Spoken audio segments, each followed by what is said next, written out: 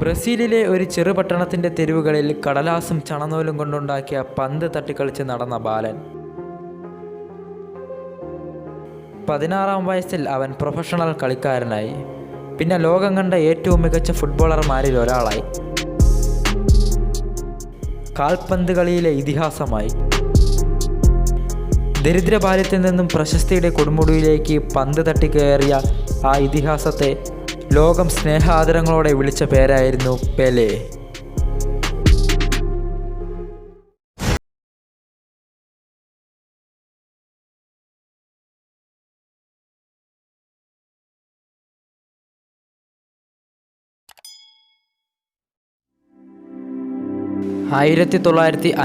July 16 Rio de ജനീറോയിലെ Maracana stadium പ്രക്ഷുബ്ധമായ ഒരു കടൽ പോലെ ഇളകി മറിഞ്ഞുകൊണ്ടിരുന്നു. ആതിഥേയരായ ബ്രസീലും ലാറ്റിൻ അമേരിക്കൻ ഫുട്ബോളിലെ കിരീടം വയ്ക്കാത്ത രാജാക്കന്മാരായ ഉറൂബയും തമ്മിലുള്ള ഫിഫ വേൾഡ് കപ്പ് ഫൈനൽ മത്സരമായിരുന്നു അന്ന്. റിയോ ഡി ജനീറോ നഗരത്തിന് 300 മൈൽ അകലെയുള്ള ട്രേസ് കോരാക്കോസ് നഗരത്തിലെ ചെറിയ വീടുകളിലൊന്നിൽ ഫിഫ വേൾഡ് കപ്പ് മത്സരത്തിൻ്റെ തത്സമയ സംപ്രേഷണം കേൾക്കുകയായിരുന്നു സാമ്പത്തികമായും പിന്നോക്കം നിൽക്കുന്ന ബ്രസീലിയൻ ആരാധകർ. ശക്തന്മാരായ ബ്രസീലിന് മുന്നിൽ ഉറൂബ ഒന്നുമല്ലെന്ന് തെളിഞ്ഞിരിക്കുന്ന ആ മുഹൂർത്തത്തെ അവർ ആവോളം നുകരുന്നുണ്ടായിരുന്നു. എന്നാൽ ബ്രസീലിയൻ ജനതയുടെ ആഹ്ലാദ തികർപ്പിന് അധികമൊന്നും ആയുസ്സുണ്ടായിരുന്നില്ല. ശക്തന്മാരായ ബ്രസീലിയൻ ഫുട്ബോളർമാരെ പരാജയപ്പെടുത്തിക്കൊണ്ട് ഉറുഗ്വേ വിജയം കരസ്ഥമാക്കി. ഒരു നാൾ ലോകകപ്പ് മത്സരത്തിൽ കളിക്കണമെന്ന് ആഗ്രഹിച്ചിരുന്ന അർത്ഥദരിദ്രനായ ജോവായോ ഡോ റോമസ് നാസിമൻറ്റോ എന്ന മധ്യവയസ്കനായ ആതിഥേയനിൽ ബ്രസീൽ ഏറ്റുവാങ്ങിയ ദുരന്തത്തിൻ്റെ ആഴം വളരെ വലുതായിരുന്നു. ആതിഥേയൻ്റെ കണ്ണുകളിൽ കണ്ണീർ നിറയുന്നതും അത് അയാളുടെ കവിളിലൂടെ ഒഴുകിയിറങ്ങുന്നതും അദ്ദേഹത്തിൻ്റെ മൂത്ത മകൻ എഡ്സൺ അരാഞ്ചസ് ഡോ നാസിമൻറ്റോ മാത്രമേ കണ്ടുള്ളൂ. ഒരു നാൾ ബ്രസീലിനെ ഞാൻ വിജയിപ്പിക്കും, പ്രിയപ്പെട്ട അച്ഛനെ ആശ്വസിപ്പിക്കാനായി എഡ്സൺ പറഞ്ഞു. തൻ്റെ സങ്കടം കാണുന്നതുകൊണ്ട് എഡ്സൺ വെറുതെ പറയുന്നതാണ്. ഡോണ്ടിൻഹോ മകനെ തൻ്റെ ശരീരത്തോട് ചേർത്ത് നിർത്തി മുന്നോട്ട് നടന്നു. ഉറുഗ്വേയ്ക്ക് മുന്നിൽ ബ്രസീൽ അടിയറവ് പറഞ്ഞ ദിവസം മറ്റ് നിരവധി ബ്രസീലുകാരെ പോലെ ഹൃദയം നുറുങ്ങി വിലപിച്ച ഡോണ്ടിൻഹോയുടെ മകൻ ഡിക്കോ എന്ന് വിളിപ്പേരുള്ള എഡ്സൺ അരാഞ്ചസ് ഡോ നാസിമൻറ്റോ തൻ്റെ ആരാധ്യപാത്രമായ പിതാവിന് നൽകിയ വാക്കു പാലിക്കുവാൻ സ്വന്തമായൊരു ഫുട്ബോൾ ക്ലബ്ബ് ആരംഭിച്ചു. അവൻ വീടിന് സമീപമുള്ള കുട്ടികളെയെല്ലാം വിളിച്ചുകൂട്ടി. ഭാവിയിൽ ഉറുഗ്വേയെ തോൽപ്പിച്ച് ഫിഫ വേൾഡ് കപ്പ് സ്വന്തമാക്കാൻ തനിക്കും കൂട്ടുകാർക്കും കഴിയുമെന്നായിരുന്നു 5 വയസ്സുകാരനായ ഡിക്കോയുടെ വിശ്വാസം. തന്നെപ്പോലെ കറുത്ത വംശജരുള്ള ഫുട്ബോൾ ക്ലബിൻ്റെ ക്യാപ്റ്റനും ഉടമയുമായ ഡിക്കോയ്ക്കോ സഹകളിക്കാർക്കോ സ്വന്തമായൊരു ഫുട്ബോൾ വാങ്ങാനുള്ള പണം കണ്ടെത്താൻ കഴിഞ്ഞില്ല. തെരുവിൽ നിന്നും ആരൊക്കെയോ ഉപേക്ഷിച്ചു പോയ ചുളുങ്ങിയ ന്യൂസ് പേപ്പറുകളും കീറിയ സോക്സുകളും ചാക്ക് കഷ്ണങ്ങളുമൊക്കെ കൊണ്ടവർ ഫുട്ബോൾ ഉണ്ടാക്കി. ഡിക്കോയുടെ വീടും പരിസരവുമെല്ലാം അവരുടെ കളിക്കളമായി പരിണമിച്ചു. ഡിക്കോയുടെ പിതാവ് ജോവായോ മിനാസ് ട്രയാസ് സംസ്ഥാനത്തെ ചെറിയ ഫുട്ബോൾ ക്ലബ്ബുകൾക്ക് വേണ്ടി ജോവായോ മുമ്പ് ബൂട്ടണിഞ്ഞിരുന്നു. ഡോണ്ടിൻഹോ എന്ന വിളിപ്പേരിലാണ് ജോവായോ നാട്ടിൽ അറിയപ്പെട്ടിരുന്നത്. 1942 അത്ലറ്റിക്കോ മിനേറെ എന്ന ഫുട്ബോൾ ക്ലബ്ബിൽ കളിച്ചിരുന്ന ഡോണ്ടിൻഹോയുടെ കാൽമുട്ടിനുണ്ടായ പരിക്ക് അദ്ദേഹത്തെ ഫുട്ബോൾ ജീവിതത്തിൽ നിന്നും അകറ്റി. അതുകൊണ്ട് തന്നെ ഫുട്ബോളിനെ പറ്റി പറയുമ്പോൾ ഡിക്കോയുടെ അമ്മ ഡോണ സെലിസ്റ്റയ്ക്ക് അത് വല്ലാതെ ഗൗരവപൂർണമാകും. അമ്മയുടെ നിർബന്ധത്തിന് വഴങ്ങി ഡിക്കോ സ്കൂളിൽ പോയി. പക്ഷേ സ്കൂൾ പഠനം തുടരാൻ അവന് താല്പര്യം ഉണ്ടായിരുന്നില്ല. സ്കൂളിൽ പുതുതായി എത്തിയ ടീച്ചർ നിഷ്കർഷിച്ച അച്ചടക്കത്തിലേക്ക് എത്തിച്ചേരാൻ ഡിക്കോയ്ക്ക് കഴിയാതായതോടെ അവർ അവനെ ശാരീരികമായി ഉപദ്രവിച്ചു. ഏകദേശം 10 വയസ്സുള്ള ഡിക്കോയെ അധികം വൈകാതെ അവരെന്നേക്കുമായി സ്കൂളിൽ നിന്നും പുറത്താക്കി. പക്ഷേ ആ പുറത്താക്കൽ വേദനയേക്കാൾ സന്തോഷമാണ് ഡിക്കോയ്ക്ക് നൽകിയത്. ബൗരു നഗരപ്രാന്തത്തിൻ്റെ തെരുവിൽ മറ്റുള്ളവരുടെ ഷൂ പോളിഷ് ചെയ്തു കൊടുക്കുന്ന കൂട്ടുകാർക്കൊപ്പം കൂടി അവൻ ചെറിയൊരു വരുമാനമുണ്ടാക്കാൻ ആരംഭിച്ചു. ആ ജോലി അവസാനിക്കുമ്പോൾ പട്ടണത്തിലേക്ക് പോകുന്ന ചരക്ക് തീവണ്ടികളിൽ നിന്ന് അടർന്നു വീഴുന്ന കപ്പലണ്ടി ശേഖരിച്ച് വിറ്റ് പണമുണ്ടാക്കി. മകൻ സ്കൂളിൽ പോകാതെ ഇങ്ങനെ അലഞ്ഞു നടക്കുന്നത് അമ്മ ഡോണ സെലീസ്റ്റയെ വിഷമത്തിലാക്കി. സ്കൂളിൽ പോകാതെ തെരുവ് കുട്ടിയായി അലയുന്നതിന് പകരം തനിക്കൊപ്പം ജോലിക്ക് വരാൻ അവർ ആവശ്യപ്പെട്ടു. അമ്മയ്ക്കൊപ്പം തറ തുടയ്ക്കുന്ന ജോലി ഏർപ്പെട്ടുകൊണ്ടിരിക്കുന്ന സമയത്താണ് ബൗരുവിലെ കിങ് ഫുട്ബോൾ അംഗങ്ങളായ മുതിർന്ന കുട്ടികൾ അവിടേക്കെത്തിയത്. തുർക്കിയിൽ നിന്നും ബ്രസീലിലേക്ക് കുടിയേറിയവരുടെ പിന്മുറക്കാരായ കിങ്സ് ക്ലബ്ബ് അംഗങ്ങൾക്ക് ഡിക്കോ എന്ന പയ്യനെ തെല്ലും ബോധിച്ചില്ല. അവർ അവന് നേർക്ക് ഫുട്ബോൾ അടിച്ചു തെറിപ്പിച്ചു. തറ തുടച്ച് പിഴിഞ്ഞ അഴുക്ക് വെള്ളം ഡിക്കോയുടെ ശരീരത്തിൽ തെറിച്ചു വീണു. തുർക്കികളുടെ പരിഹാസച്ചിരി ഡിക്കോയുടെ സിരകളിൽ അഗ്നി പടർത്തി. പക്ഷേ അപ്പോഴേക്കും അവിടെ ഓടിയെത്തിയ ഡോണ ഡിക്കോയെ ശാന്തനാക്കി. അവർ അവനെ ശകാരിച്ചു. താനല്ല തെറ്റ് ചെയ്തതെന്ന് അമ്മയെ ബോധ്യപ്പെടുത്താൻ ആ മകൻ ശ്രമിച്ചെങ്കിലും അമ്മ ചെവിക്കൊണ്ടതേയില്ല. തുർക്കികളുടെ ഭാഗത്തു നിന്നാണ് അന്യായം ഉണ്ടായത്. പക്ഷേ അവരെ കുറ്റം പറഞ്ഞാൽ മകനെ പിന്നീട് അവർ ഉപദ്രവിക്കുമെന്നും താൻ ജോലിയിൽ നിന്നും പുറത്താക്കപ്പെടുമെന്നുമുള്ള ചിന്തയാണ് ഡോണയെ ഇങ്ങനെ ചെയ്യാൻ പ്രേരിപ്പിച്ചത്. പണവും പ്രതാപവുമെല്ലാം ഉള്ളവരുടെ കുറ്റങ്ങൾ കുറ്റമല്ലാതാവുന്നതെങ്ങനെയെന്ന് കുഞ്ഞ് ഡിക്കോ അന്ന് മനസ്സിലാക്കി. ആഹാരം അകത്താക്കിയ ശേഷം കിങ്സ് ഫുട്ബോൾ ക്ലബ്ബിലെ കുട്ടികൾ പുറത്തേക്കിറങ്ങുമ്പോഴാണ് കോപ്പ ജുവനയിൽ ബെലെ ടീം പങ്കെടുക്കുന്നുവെന്ന് അറിയിക്കുന്ന ഒരു നോട്ടീസ് ഡിക്കോയുടെ കണ്ണിൽപ്പെട്ടത്. മിനാസ് ജെറൈ സംസ്ഥാനത്ത് ഏറ്റവും പ്രസിദ്ധമായ ഫുട്ബോൾ ക്ലബ്ബാണ് ബെലെ. ഒരു നാൾ ബെലയിൽ ഞാൻ അംഗമാകും. ഫുട്ബോൾ കളിച്ച് നിങ്ങളെ ഞാൻ തോൽപ്പിക്കുകയും ചെയ്യും. കിങ്സിലെ കുട്ടികളോടായി ഡിക്കോ ഒരു വെല്ലുവിളി പറഞ്ഞു. ബെലെ എന്ന് നേരാവണ്ണം ഉച്ചരിക്കാനാകാതെ പെലെ എന്ന് പറയുന്നവനാണ് ഞങ്ങളെ ഫുട്ബോൾ മത്സരത്തിൽ തോൽപ്പിക്കാൻ പോകുന്നത്. അവർ ആർത്തു ചിരിച്ചു. അവരിലൊരാൾ ഡിക്കോയ്ക്കൊരു വട്ടപ്പേര് നൽകി, പെലെ. തനിക്കറിയാവുന്ന പോർച്ചുഗീസ് ഭാഷയിൽ പെലെ എന്നൊരു വാക്കില്ല. പിന്നെ എന്താണ് പെലെ? തുർക്കികളുടെ ഭാഷയിൽ അതിന് വിഡ്ഢി എന്നർത്ഥമുണ്ടാകുമോ? എന്തായാലും അബദ്ധത്തിൽ വീണുപോയ ഒരു വാക്ക് തനിക്കെതിരെ ഈ വിളംബന്മാർ ആയുധമാക്കിയെന്നവൻ തിരിച്ചറിഞ്ഞു. പെലെ എന്ന പേര് ഒരു മുറിവായി എഡ്സൺ നാസിമെൻ്റെയുടെ ഉള്ളിൽ അവശേഷിച്ചു. അധികം വൈകാതെ തന്നെ ബ്രസീലിയൻ ജനങ്ങളുടെ മനസ്സിൽ പെലെ എന്ന് അറിയപ്പെട്ടു.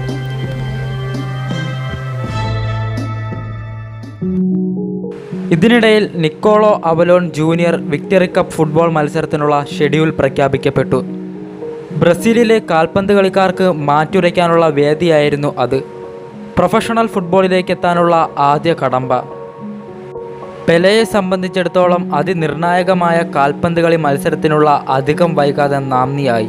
ബൗരുവിൽ നിന്നുള്ള അത്ഭുത ബാലൻ പെലെയിലൂടെ നിക്കോളോ അവലോൺ ജൂനിയർ വിക്ടറി കപ്പിൽ അമേരിക്കാന ഫൈനൽ റൗണ്ടിലെത്തി. 5000-ലേറെ പേർ കാണികളായി ഫൈനൽ മത്സരം കാണാൻ മൈതാനത്തിലേക്ക് ഒഴുകിയെത്തി. കൗമാരക്കാരനായ പെലെയുടെ ആരാധകരായിരുന്നു അവരിലേറെ പേരും. ഫുട്ബോളിൽ പിറക്കാനിരിക്കുന്ന മിഷിഹായുടെ വാർത്തകൾ ആ ഫൈനൽ ദിനത്തിൽ പത്രത്തിൻ്റെ പ്രാദേശിക പേജുകളിൽ പ്രത്യക്ഷപ്പെട്ടിരുന്നു. പെലെ പെലെ എന്ന് ആർത്ത് വിളിക്കുന്ന ജനക്കൂട്ടത്തിന് മുന്നിൽ വിക്ടറി കപ്പിൻ്റെ കലാശക്കൊട്ടിന് പന്തുരുണ്ടു തുടങ്ങി. പത്രങ്ങൾ തന്നെക്കുറിച്ച് എഴുതിയ വാഴ്ത്തുപാട്ടുകളൊന്നും വെറുതെ ആയിരുന്നില്ലെന്ന് തെളിയിക്കുന്നതായിരുന്നു പെലെയുടെ ഓരോ ചുവടും. ഒടുവിൽ ആരാധകരുടെ പ്രതീക്ഷയ്ക്കൊപ്പം പെലെ ഉയർന്നു. അമേരിക്കാനയ്ക്ക് വേണ്ടി പെലെ വിജയ ഗോൾ നേടി. ബൗരു അത്ലറ്റിക് ക്ലബിൻ്റെ യൂത്ത് ക്ലബിലേക്ക് അങ്ങനെ ആ 12 വയസ്സുകാരൻ കടന്നെത്തി. 1934 ഫുട്ബോൾ ലോകകപ്പ് മത്സരങ്ങളിൽ ബ്രസീലിൻ്റെ മധ്യനിരയ്ക്ക് ശക്തി പകർന്ന വാൾഡ്വർഡി ബ്രിറ്റോയായിരുന്നു ബൗരു അത്ലറ്റിക് ക്ലബിൻ്റെ പരിശീലകൻ. വിവിധ ഗോളുകളിൽ നിന്നും പറന്നെത്തുന്ന പന്തുകളെ തലയുപയോഗിച്ച് എതിർ ടീമിൻ്റെ ഗോൾ വലയിൽ എത്തിക്കുന്ന തന്ത്രങ്ങളും ബൈസിക്കിൾ കിക്കും ബ്രിറ്റോയ്ക്ക് കീഴിൽ പെലെ അഭ്യസിച്ചു. പരിശീലനാർത്ഥിയുടെ സ്വാഭാവിക കഴിവുകളെ തേച്ചു മിനുക്കി മൂർച്ചപ്പെടുത്തുന്നതിൽ നിർണായക പങ്കുവഹിച്ച ബ്രിറ്റോ പരിശീലക സ്ഥാനം വ്യക്തിപരമായ കാരണങ്ങളാൽ വേണ്ടെന്ന് വെച്ചതോടെ പെലെ റോസ്റ്റിൻഹോ ഫുട്ബോൾ ക്ലബ്ബിലെത്തപ്പെട്ടു. യുവാക്കൾ കളിക്കാരായ ഫുട്ബോൾ ക്ലബ്ബായിരുന്നു റോസ്റ്റിൻഹോ. ഇതിനിടയിൽ 4 വർഷം കൊണ്ട് തീരേണ്ട തൻ്റെ 4ാം ക്ലാസ് വരെയുള്ള പഠനം 6 വർഷം കൊണ്ടവൻ വിജയകരമായി പൂർത്തിയാക്കി കഴിഞ്ഞിരുന്നു. ഇനിയും സ്കൂളിൽ പോയിട്ട് പ്രത്യേകിച്ച് കാര്യമൊന്നുമില്ലെന്ന് പെലെയ്ക്കും പിതാവ് ഡോണ്ടിൻഹോയ്ക്കും ബോധ്യപ്പെട്ടു. ഇതോടെ പെലെ ഒരു ഷൂ ഫാക്ടറിയിൽ ജോലി തരപ്പെടുത്തി. അധിക വരുമാനത്തിനായി ഒരു സുഹൃത്തിനൊപ്പം തുണിയിൽ ചായം മുക്കുന്ന ജോലിയും തരപ്പെടുത്തി. ജോലി ചെയ്ത് നേടിയ വരുമാനത്തിൽ ഒരു ഭാഗം അനുജനും സഹോദരിക്കും പുത്തൻ കുപ്പായങ്ങൾ വാങ്ങാൻ പെലെ ചിലവഴിച്ചു. ഷൂ ഫാക്ടറിയിലെ ജോലിക്കിടയിലാണ് സെനോർ ടിം ബൗരു നഗരം സന്ദർശിക്കുന്നു എന്ന വാർത്ത പെലെയുടെ ചെവിയിലെത്തിയത്. 1938 ബ്രസീലിനു വേണ്ടി ലോകകപ്പ് മത്സരത്തിൽ കളിച്ച മികച്ച ഫുട്ബോൾ താരമാണ് സെനോർ ടിം. റിയോ ഡി ജനീറോയിലെ ബാങ്ക് ഓഫ് ഫുട്ബോൾ ക്ലബിൻ്റെ പരിശീലകനാണ് ഇപ്പോൾ അദ്ദേഹം. ബാങ്ക് ഓഫ് ഫുട്ബോൾ ക്ലബിന് വേണ്ടി കളിക്കാരെ ബ്രസീലിൻ്റെ വിവിധ ഭാഗങ്ങളിൽ നിന്നും തിരഞ്ഞെടുക്കാൻ ടിമ്മിന് പദ്ധതികളുണ്ടായിരുന്നു. അദ്ദേഹത്തെ നേരിട്ട് കണ്ടാൽ ഒരുപക്ഷെ വളരെ വേഗം പ്രൊഫഷണൽ കാൽപന്ത് കളിയിലേക്കുള്ള വാതിൽ തുറന്നു കിട്ടുമെന്ന് പെലെയ്ക്ക് തോന്നി. സെനോർ ടിമ്മിനരികിലേക്ക് മകനെ പറഞ്ഞയക്കുന്നതിൽ ഡോണ്ടിൻഹോയ്ക്ക് സന്തോഷമേ ഉണ്ടായിരുന്നുള്ളൂ. എന്നാൽ അമ്മ ഡോണ പ്രൊഫഷണൽ ഫുട്ബോൾ പ്രവേശനത്തെ നഖശിഖാന്തം എതിർത്തു. ഡോണയാണ് പെലെയുടെ കാര്യത്തിൽ അന്തിമ തീരുമാനങ്ങൾ എടുക്കുന്നത്. അമ്മ എന്ന നിലയിൽ അവർക്കുള്ള ഈ സ്വാതന്ത്ര്യത്തെ ഇല്ലാതാക്കാൻ ഡോണ്ടിൻഹോ ആഗ്രഹിച്ചില്ല. അതുകൊണ്ട് തന്നെ പെലെയ്ക്ക് ലഭിച്ച അവസരങ്ങളിൽ ആദ്യത്തേത് നഷ്ടമായി. പെലെയ്ക്ക് 15 വയസ്സാകുമ്പോഴേക്കും വാൾഡ്ബെർഡി ബ്രിറ്റോ ബൗരുവിലേക്ക് മടങ്ങിയെത്തി. ദേശീയ കാൽപന്ത് കളി മത്സരങ്ങളിൽ എതിർ ടീമിനെതിരെ പ്രതിരോധിക്കാനുള്ള ഒരു മികച്ച ആയുധമായി ബ്രസീൽ പെലെയെ രൂപപ്പെടുത്താൻ ശ്രമിച്ചുകൊണ്ടിരുന്നു. പക്ഷേ അപ്പോഴും പെലെയുടെ ശാരീരിക പ്രകൃതിയും പ്രായവും അവരെ ആശങ്കപ്പെടുത്തി. അസാധാരണ കഴിവ് പ്രകടിപ്പിക്കുന്ന 15 വയസ്സുകാരനെ 1958 ഫിഫ ഫുട്ബോൾ ലോകകപ്പ് മത്സരങ്ങളിൽ പങ്കെടുപ്പിക്കാൻ കഴിയുമോ എന്ന് ബ്രസീൽ ഫുട്ബോൾ ഫെഡറേഷൻ ആശങ്കപ്പെട്ടു. ഒരു ഫുട്ബോൾ കളിക്കാരനു വേണ്ട കരുത്തും ശരീരപ്രകൃതിയും പെലെയ്ക്ക് ഇനിയും ആയിട്ടില്ല. 5 അടിയിൽ അല്പം കൂടുതൽ ഉയരം, മെലിഞ്ഞ ശരീരം. കരുത്തന്മാരും അക്രമകാരികളുമാണ് പൊതുവെ ലോകകപ്പ് വേദിയിൽ മാറ്റുരയ്ക്കാൻ എത്തുന്ന താരങ്ങൾ. 16-ാം വയസ്സിൽ പെലെ പ്രൊഫഷണൽ ഫുട്ബോളർമാരിൽ ഒരാളായി മാറി. 1958 ഫിഫ വേൾഡ് കപ്പ് മത്സരങ്ങൾ സ്വീഡനിൽ ആരംഭിച്ചു.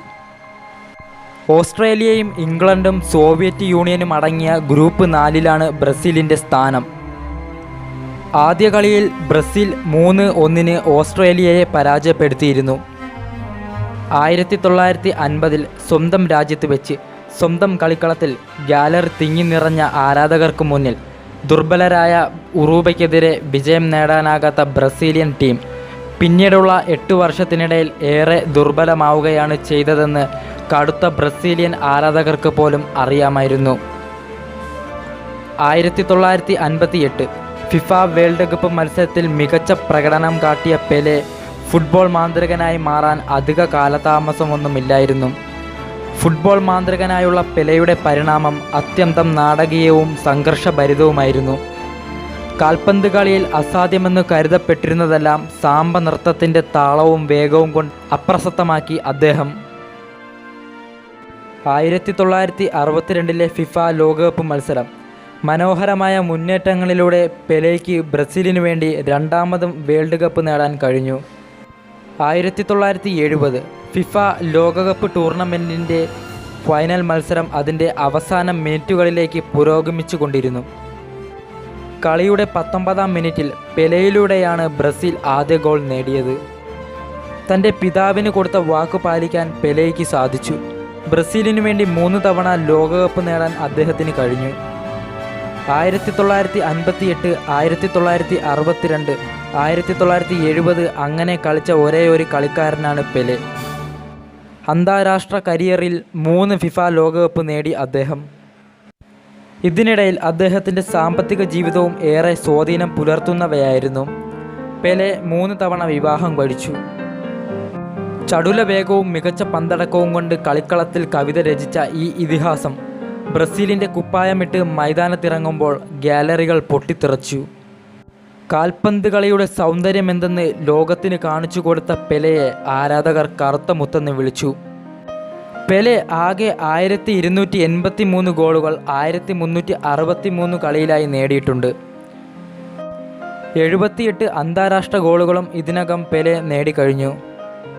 20ാം നൂറ്റാണ്ടിലെ ഏറ്റവും മികച്ച കാൽപന്ത് കളിക്കാരനുള്ള അവാർഡ് പെലെയ്ക്ക് ലഭിച്ചു. അങ്ങനെ ഫുട്ബോളിലെ ലോകാത്ഭുതമായി പെലെ മാറി. പെലെയാണ് ലോകത്തെ ഏറ്റവും മികച്ച കായിക താരം. ഒരുപക്ഷെ ലോകം ഉള്ള കാലത്തോളം അങ്ങനെ തുടരുകയും ചെയ്യും. യുക്തിയുടെ അതിരുകളെ ചടുലമായ മാന്ത്രിക ചലനങ്ങൾ കൊണ്ട് ഭേദിച്ച അദ്ദേഹത്തെ കടത്തിവെട്ടാൻ ഇനി ആർക്കും കഴിയില്ല. കരിയറിൽ ഉടനീളം നേടിയ 1283 ഗോളുകളിലൂടെ വരാനിരിക്കുന്ന തലമുറകൾക്ക് മുന്നിൽ പെലെ ഉയർത്തിയ വെല്ലുവിളി അത്ര വേഗം മറികടക്കാനാവില്ല.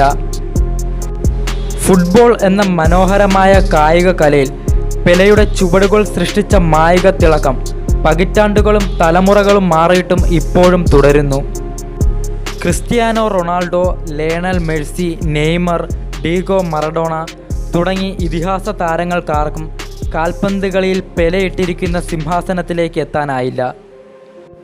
പെലെ ഉയർത്തിയ 78 അന്താരാഷ്ട്ര ഗോളുകളും ക്രിസ്ത്യാനോയ്ക്ക് മറികടക്കാനായി. എന്നാൽ 1283 ഗോളുകളെന്ന മാന്ത്രിക സംഖ്യയെ മറികടക്കാൻ ഇവർക്ക് ഇനിയും കഴിഞ്ഞിട്ടില്ല. ബൗരു എന്ന ചെറുപട്ടണത്തിൻ്റെ തെരുവുകളിൽ നിന്നും ദരിദ്ര ബാല്യത്തോട് പടവെട്ടി കായികക്കരുത്തിൻ്റെ പ്രതീകമായും കാൽപന്ത് കളിയുടെ സൗന്ദര്യമായും ജ്വലിച്ചുയർന്ന ശ്യാമസൂര്യൻ ഇപ്പോഴും ലോകത്തെ പ്രചോദിപ്പിച്ചുകൊണ്ടിരിക്കുന്നു.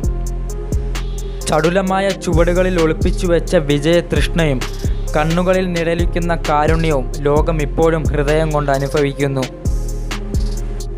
അതുകൊണ്ട് തന്നെയാണ് ബ്രസീലുകാരുടെ മനസ്സിൽ പെലെ ദൈവസമാനനാകുന്നത്, ചിലർക്കെങ്കിലും ദൈവമാകുന്നത്.